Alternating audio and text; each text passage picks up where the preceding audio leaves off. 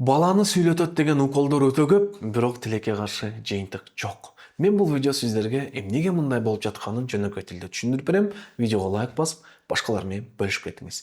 Азыркы учурда көптөгөн балдарга түрдүү уколдор сайылып атат. Ноотроптордон баштап, прям чудо уколдорго чейин сайылат. Массаждар жасалып атат, түрдүү терапиялар, башына ток койгон, наушник таккан, деги койчу азыр баланы сүйлөтөт деген нерселердин саны өтө көбөйүп кетти.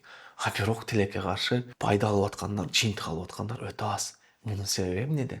Анткени көпчүлүк ата-энелер мындай терапияларды, мындай ыкмаларды, уколдорду себеби жок эле жасаша берет да. Так себебин аныктабай туруп, эмнеге бала сүйлөбөй жатат, эмнеге мындай көйгөй болуп атат, так аныктабай туруп, диагностика кылбай туруп эле коркуунун айынан, шашуунун айынан жасап жаткан учуру.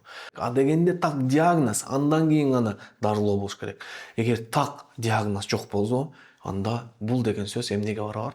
Сокур дарылоо дегенге барабар да. Балдарга анда кантип диагностика кылыш керек, эмнелерин туура текшериш керек, кантип так диагноз койдуруш керек, эмнелерге көңүл буруш керек. Кенен билгиңиз келсе, мен сизге баланы сүйлөөсү үчүн эң негизги 5 ыкма деп аталган вебинарды көрүп чыгууну сунуштайм.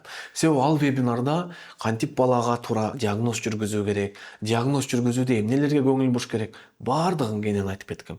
Эгерде вебинарды көргүңүз келсе, YouTube каналыма кирсеңиз, мына YouTube каналымда баланын өнүгүүсү үчүн 5 кадам деп аталган вебинар турат.